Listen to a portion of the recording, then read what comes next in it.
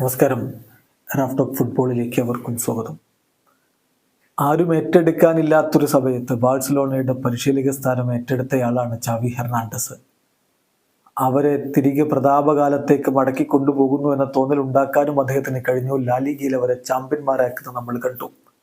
പക്ഷെ ഇപ്പോൾ തുടരെ കാലിടറുമ്പോൾ ചാവി ഹെർണാണ്ടസ് തീരുമാനിക്കുന്നു, ഞാനിനി ഇവിടെ തുടരുന്നില്ല, ബാഴ്സലോണയുടെ പരിശീലക സ്ഥാനം ഉപേക്ഷിക്കുകയാണ്. ഈ സീസൺ അവസാനത്തോടുകൂടി ബാഴ്സലോണയിൽ നിന്ന് പടിയിറങ്ങും എന്ന് അദ്ദേഹം പറയുന്നു. നോക്കുക, അദ്ദേഹം 2021 നവംബർ 6 ബാഴ്സലോണയുടെ പരിശീലകനായിട്ട് എത്തിയതിന് ശേഷം ബാഴ്സ ലാ ലീഗയിൽ മുത്തമിട്ടിട്ടുണ്ട്. മാത്രമല്ല, യൂറോപ്പിലെ ടോപ്പ് 5 ലീഗുകളിൽ കളിക്കുന്ന ടീമുകളിൽ ആ ദിവസത്തിന് ശേഷം ഇന്നുവരെ ഏറ്റവും അധികം പോയിന്റുകൾ നേടിയിട്ടുള്ള ടീമുകളുടെ ലിസ്റ്റ് എടുക്കുക, ടോപ്പ് 3 ബാഴ്സയുണ്ട്. 2021 നവംബർ 6 മുതലുള്ള കണക്കെടുത്താൽ മാഞ്ചസ്റ്റർ സിറ്റിയാണ് ടോപ്പ് 5 ലീഗിൽ ഏറ്റവും അധികം പോയിന്റുകൾ നേടിയിട്ടുള്ള ടീം, 205 പോയിന്റുകൾ. റയൽ മാഡ്രിഡ് 194 പോയിന്റുമായിട്ട് രണ്ടാമത് നിൽക്കുമ്പോൾ 189 പോയിന്റുമായിട്ട് FC ബാഴ്സലോണ മൂന്നാമത്, 185 പോയിന്റുമായിട്ട് ലിവർപൂൾ നാലാമത്, 183 പോയിന്റുമായിട്ട് PSG അഞ്ചാമത്.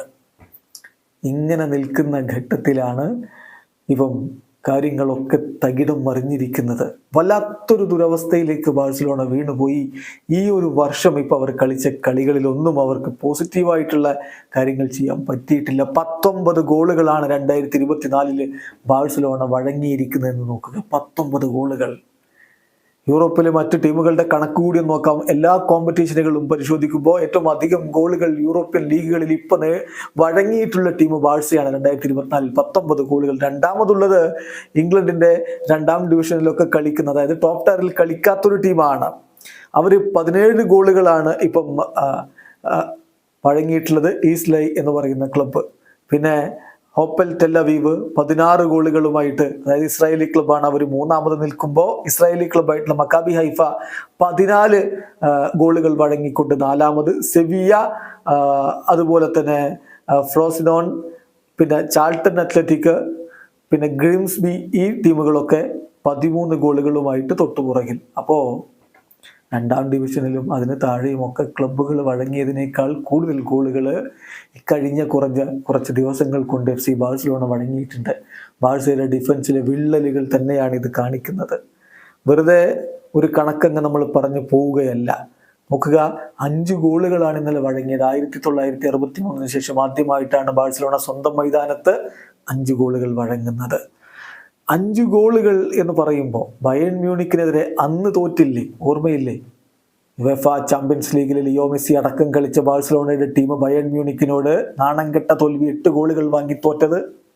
അന്ന് തോറ്റതിന് ശേഷം പിന്നെ 5 ഗോളുകൾ ബാഴ്സലോണ വഴങ്ങുന്നത് ആദ്യമാണ്. സ്വന്തം മൈതാനത്തെ കണക്കല്ല, മൊത്തം കണക്കാ. നേരത്തെ പറഞ്ഞ സ്വന്തം മൈതാനത്തെ കണക്കാ.